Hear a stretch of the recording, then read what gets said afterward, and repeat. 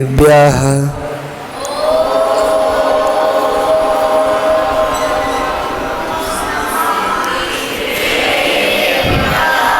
जय बोलिए महावीर भगवान की। परम पूज्य आचार्य भगवान गुरुदेव वसुनंदी महामुनिराज मुनि श्री संयमानंद महाराज की।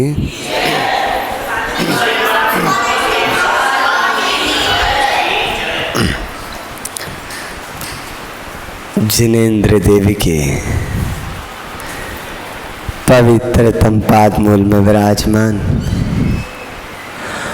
आप सभी प्यारी प्यारी भव्य आत्माओं, कल हम लोग देख रहे थे एक ऐसा अद्भुत दृश्य जिस दृश्य को देख करके जिन्होंने अपने पुत्रों को और किन्हीं ने अपने पिता को खोया है, उनकी आंखों में अश्रु। कल हम देख रहे थे हमारे जीवन में एक पिता का क्या महत्व होता है, क्योंकि माँ के ऊपर तो बहुत लोग लिखते हैं, लेकिन पिता के ऊपर भी लिखना चाहिए। उसके बाद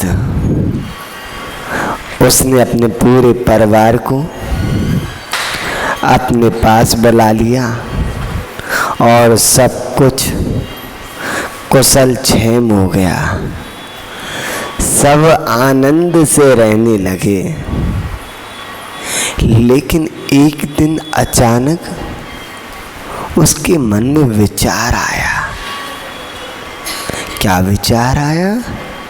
उसके मन में विचार आया, इस संपत्ति का, इस धन का सदुपयोग किया जाए। नहीं, यह संपत्ति तो नष्ट होनी है और इसको संजोने में जो पाप लगा है उसको कैसे नष्ट करूँगा। तो सबसे अच्छा है इस संपत्ति को धर्म में लगा दूँ। इस धन को धर्म में लगा दोगे तो ठीक, नहीं ये अर्थ अनर्थ का कारण बन जाता है। देखो, संपत्ति रावण के पास भी थी और संपत्ति भरत के पास भी। रावण ने उस धन को भोग विलासों में लगाया, सोने की लंका बनवाई, तो आज लंका की एक ईंट तक नहीं मिलती। आपको मिली क्या? नहीं मिली ना, और मिलेगी भी नहीं, क्योंकि वो सब नष्ट हो गया। लेकिन तृतीय काल के अंत में प्रथम तीर्थ ऋषभदेव स्वामी के ज्येष्ठ पुत्र भरतेश, जो सठखंडापति 96,000 रानियों के स्वामी, 14 रत्न नव निधि के अधिपति थे, अपार वैभव, 32,000 मुकुटबद्ध राजा, जिनके चरणों में कंकर वत पड़े होते थे, उनकी आज्ञा के लिए सदैव तत्पर रहते थे। ऐसे भरतेश ने, जिन्होंने घर पे रह के साधना की, महाराज क्या करें, वो भरत थे। हम जब भी कहते दीक्षा वगैरह का कोई प्रसंग आता तो बहुत अच्छा उदाहरण है गृहस्थों पे।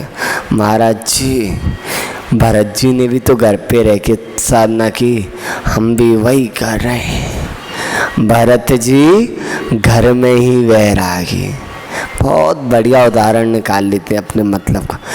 लेकिन ध्यान रखना, उनका नियम था कि जब तक मुनि महाराज को आहार नहीं कराऊंगा तब तक भोजन नहीं करूंगा। वो प्रतिदिन रत्नों से पूजा करते थे, मंदिर बनवाते थे, बड़े बड़े दान देते थे। आप कौन सा काम कर रहे हो? वो सामायिक करते, वो प्रतिक्रमण करते, वो लोगों की मदद करते और अपनी प्रजा में कोई दुख होता तो उसका समाधान करते। और आपका पड़ोसी रो रहा है और आप कह रहे हो सर में दर्द कर रहा है, चुप नहीं हो सकता, और आपको घर में वैरागी बनना है। हमको भी बहुत लोगों ने कहा कि भाई कहाँ जा रहा है, घर में रह के कर। भरत जी थे तुम्हारे जैन धर्म में, वो घर पे रह के उन्होंने वैराग को किया। भैया वो चक्रवर्ती थे, वो चक्रवर्ती थे, हम चक्रवर्ती नहीं हैं। उनके पास महल थे, खजाना था, वो डेली दान करते थे, महापूजा करते। हमारे पास इतना नहीं कि रत्नों से दान करें, इतना पुण्य कमा लें। उन पे विक्रिया रिद्धि थी बहुत सारी, वो प्रतिदिन महाराजों के पास जा सकते थे, हमारे पास नहीं है। तो भैया हमें तो दीक्षा लेनी पड़ेगी, हम चक्रवर्ती तो है नहीं। उसके मन में विचार आया और उसने बड़े बड़े उतंग चैत्यालय बनवाए, बड़े बड़े जिन मंदिर बनवाए, रत्नों की प्रतिमाएं रखवाई, गगनचुंबी शिखर, मानो ऐसा लगता कि अपनी ध्वजा से उस आकाश को भी नीचा दिखाना चाह रहा हो। जीवन में कुछ करो ना करो, लेकिन एक प्रतिमा जरूर रखवाना। जीवन में कुछ करो ना करो, लेकिन अपने स्वयं के द्रव्य से एक प्रतिमा जरूर रखवाना। हमारे ग्रंथों में आया है, जो राई का दाना होता है ना, राई का दाना, उस दाने के आकार के बराबर जो जिन प्रतिमा और धनिये के दाने के बराबर मंदिर बनवाता है, वो 2-3 भव में या ज़्यादा से ज़्यादा 7-8 भववाणी 7-8 जन्म में मोक्ष को प्राप्त कर लेता है। यहाँ पे बहुत सारे पुण्यात्मा जीव हैं जिन्होंने, किसी ने 1, किसी ने 2, किसी ने 5, किसी ने 10, किसी ने 20 प्रतिमा रखवाई है। एक भैया हैं जिनको हम जानते हैं, वीरेंद्र जी ठकुरिया, बाड़मेर वाले, जो प्रज्ञा दीदी थी ना संग में, जो अब माता जी बन गई हैं, उनके पिताजी गृहस्थ अवस्था के, उनका नियम है जहाँ भी पंच कल्याणक होता है और प्रतिमा वगैरह कम होती है उनकी तरफ से, उन्होंने कह रखा है महाराज कहीं भी प्रतिमा की आवश्यकता हो तो मुझसे बिना पूछे मेरा नाम लिखवा देना। क्या पुण्यात्मा जीव है। अभी बाड़मेर गए हम पाकिस्तान के पास, वहाँ खुद ने मंदिर बनवाए, उसमें हजारों प्रतिमाएं।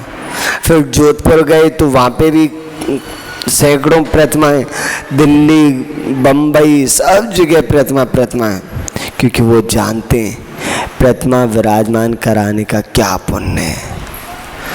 और वह धन्य कुमार खूब महापूजा करता, अभिषेक करता, दान देता, मुनिराजों को आहार आदि कराता, उनकी वैयावृत्ति करता, वसत का बनवाता, जहाँ मुनिराज अपनी साधना कर सकें। ऐसा नहीं है, पहले भी मुनि महाराज बसतकाओं में रहते थे कि वो शुरू से जंगल में रहो। महाराज आजकल पता नहीं क्या हो गया, महाराज भवनों में रहते हैं, पहले तो जंगलों में रहते थे। भैया पहले भी बसतकाओं में रुकते थे, ऐसा नहीं है। लेकिन अभी हमारे आचार्य भगवानों ने मना किया हुआ है जंगलों में नहीं रहना, ग्राम, मंदिर और बसत का इन जगह रुकना, क्योंकि अभी इतना सहन नहीं है हम लोगों का। और हम तो अपने गुरु महाराजों की बात मानते हैं, मान बा। और जीवन सब कुछ अच्छा चल ही रहा था, तो वह अपने रनवास में गया और वहाँ जाके देखा उसकी एक पत्नी जिसका नाम था सुभद्रा। क्या नाम था? सुभद्रा। उसका चेहरा मलिन और वो मुंह पे हाथ रखे बैठी है। हाँ, ये जो संकेत है ऐसे बैठना ये अच्छा नहीं माना जाता, यानी कि शोक का कुल है। ऐसे बैठना यानी कि तुम्हें कोई शोक है, ना चाहते हुए भी आपका हस्त वहाँ पहुँच जाएगा। और अगर प्रसन्न चित्त बैठे हो, ऐसे हाथ पे हाथ करके बैठे हो तो समझ लो वो कुछ सोच रहा है, जरूर कुछ सोच रहा है, उसके दिमाग में चल रहा है, कुछ खिचड़ी पक रही है। ये अनुमान ज्ञान में आ जाता है, इससे पता चल जाता है सामने वाला व्यक्ति झूठ बोल रहा है सच बोल रहा है, पता चल जाता है। उससे तुमने कोई बात पूछी तुरंत पता चल जाएगा वो उसने सच बोला है झूठ बोला है। ये साधु महात्मा होते हैं, जैन मुनि होते हैं, सब जानते हैं, हर चीज़ से वाकिफ होते हैं पर बोलते नहीं हैं। महान भाव पूछा, हे प्रिय तुम उदास, किसी ने तुम्हारा अपमान किया है क्या? कोई दासी तुमसे तेज आवाज में बोल गई क्या? मुझे बताओ तो जरा, मैं अभी उसकी यहाँ से छुट्टी कर देता हूँ, उसको सजा दूंगा। नहीं स्वामी नहीं, आपके होते हुए भला मुझसे तेज आवाज में कौन बोलेगा? जिसकी मैं प्राण प्रिया हूँ, भला किसकी मजाल जो मेरा अपमान करे दे कोई, उसे जीवित नहीं रहना क्या? तो प्रिय फिर तुम्हें हुआ क्या है? तुम ऐसे शोक मग्न क्यों बैठी हो? तुम्हें ऐसे देख के मुझे बिल्कुल अच्छा नहीं लगता। जब राग होता है ना वो बुलवाता है ये सारी चीजें कि तुम उदास नहीं बैठो, मैं भी उदास हो जाऊंगा। हाँ, ये मुंह बुलवाता है। और जब मुंह कम होता है तुझे रोना है, रोता रहे, मैं जा रहा हूँ मंदिर। हैं, तुझे रोना है, रोता रहे, मैं जा रहा हूँ मंदिर, मैं जा रहा हूँ महाराज के पास, मैं जा रहा हूँ वंदना करने। तुझे रोने से फुर्सत ही नहीं, तब देखो तब फैला रहता है। महान भाव उसने बहुत मनाया, बड़ी बेकार आदत है, बहुत मनाना पड़ता है और नहीं मनाओ तो दिक्कत। हाँ, और मनाओ तो बताते नहीं है। किसी को जितना तुम ज्यादा मनाओगे उतना ज्यादा रूठेगा। इसलिए एक बार पूछ लो भाई क्या हुआ बता, 2 बार पूछ लिया नहीं बता रहा ठीक, जब गुस्सा कम हो जाएगा अपने आप आएगा भाई ये बात है। तो वह सुभद्रा भी मान ही गई क्योंकि उसे लग रहा था और कोई नहीं है मनाने वाला मुझे। तो उसने बताया कि मेरा जो भाई है ना, जो मुझे प्राणों से भी प्यारा है, मेरे भाई के मन में वैराग्य उत्पन्न हो गया है और वे घर पे रह के अभ्यास कर रहा है। मेरे माता पिता ने संदेश भिजवाया है कि तेरा भाई दीक्षा लेने का विचार कर रहा है, कुछ कर। हे स्वामी, अगर उन्होंने दीक्षा ले ली तो मैं जीवित ना रह पाऊंगी, मैं तो मर ही जाऊंगी। कितना पाप कमा रहे हो। कहाँ एक संयमी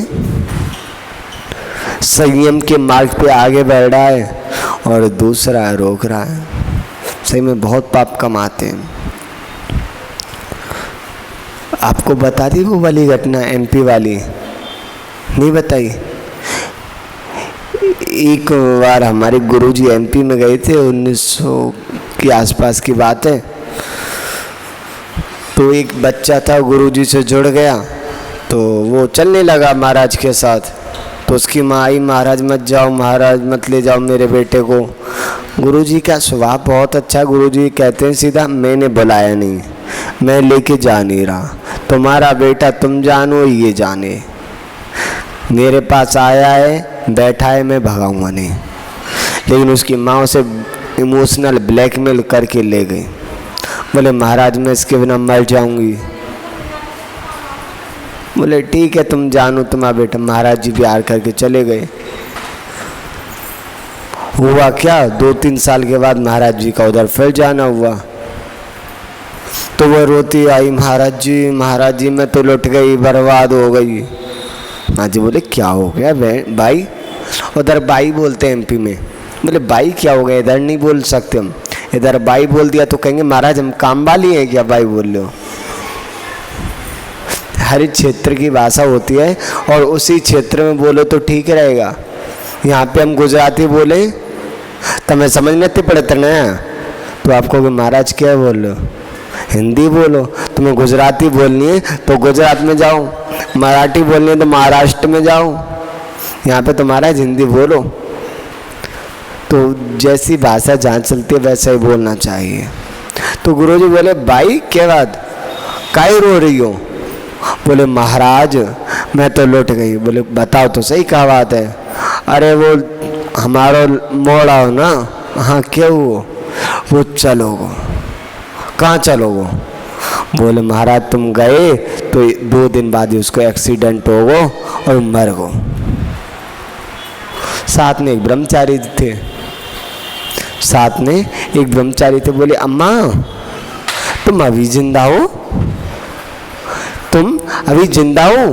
तुम तो कह रही थी मेरे बेटे के बिना मैं 1 दिन ना रह पाऊंगी, उसे मरे 2 साल हो गए, तुम अब तक जिंदा कैसे हो? तो भैया ये सब मुंह के चोंच लें और कुछ नहीं है। वो बेचारा दीक्षा ले लेता, कल्याण कर लेता, लेकिन कुछ लोग होते ना खुद बढ़ूंगा ना आगे बढ़ने दूंगा, ना धर्म करूंगा ना धर्म करने दूंगा। तो महान बाबू ऐसे जी बहुत पाप कमा लेते हैं। बहुत सारी घटनाएं सुनाएंगे कभी। उसको समझाए सुभद्रा तू चिंता मत कर, वो मेरा साला है, वो मेरी बात जरूर मानेगा। मैं जाता हूँ समझाने। और इधर अपनी पत्नी को समझा बुझा के चला गया और पहुंच गए अपने साले के घर, जिसका नाम था साली भद्र। और साली भद्र के पास जाके पूछा क्यों भाई क्या बात है, तुम अब आते जाते नहीं, बहुत दिन हो गए। बोले क्या बताएं, अभी हमारा मन संसार में नहीं लगता। बोले मतलब? बोले अब तो मन है अपना कल्याण कर लें। बोले अब क्या करो? बोले अभ्यास कर रहे हैं।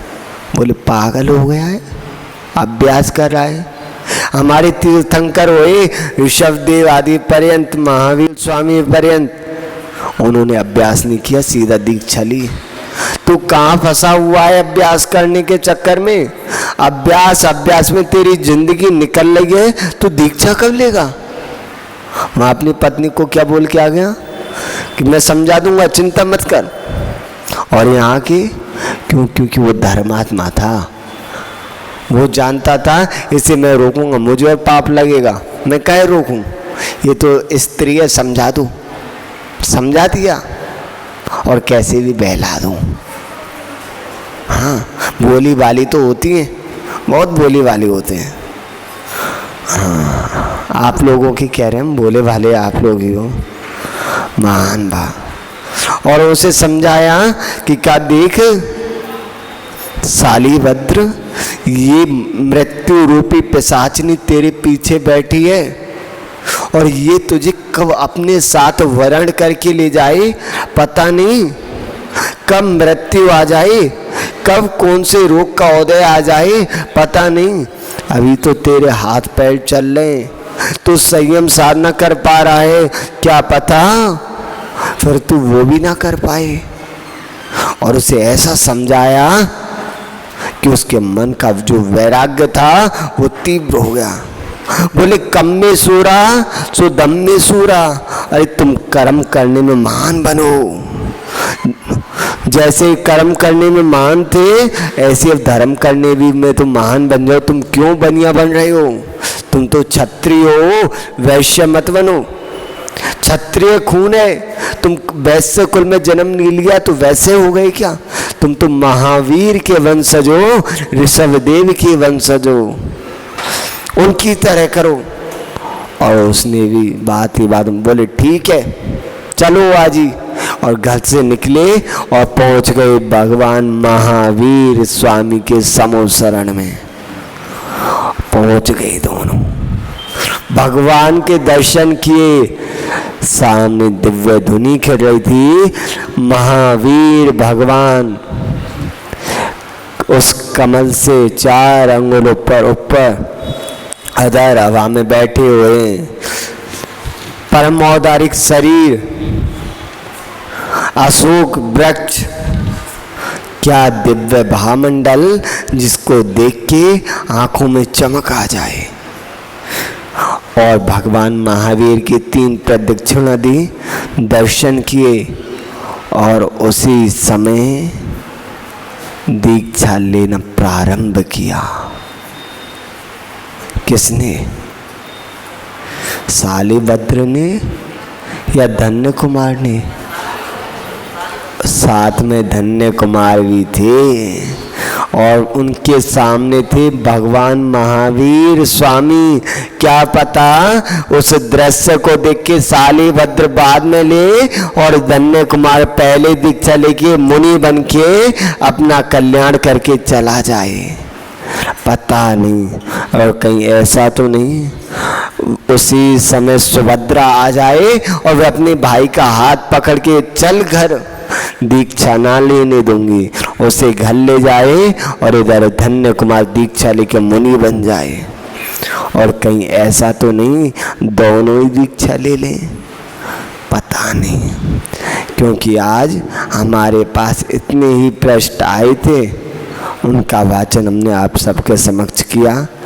कल जो आएंगे उनका आपके सामने वाचन करने का प्रयास करेंगे, क्योंकि संभावित ये कथानक 1 या 2 दिन में पूर्ण हो सकता है, क्योंकि बहुत दिन हो गए इस कथानक को। हम भी सोच रहे हैं पूरा कर दे, जल्दी कर दे। ठीक चल रहा है क्या? कुछ तो बोलो, हैं? ठीक चल रहा है? ठीक है, तो अभी 1 या 2 दिन और चलने देते हैं इसको। जब आनंद आए तो छोड़ देना चाहिए, आनंद आए तो छोड़ देना चाहिए।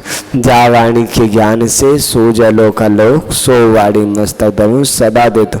हे जिन वाणी भारती तो जपो दिल, जो तेरी शरणा गए सो पावे सुख।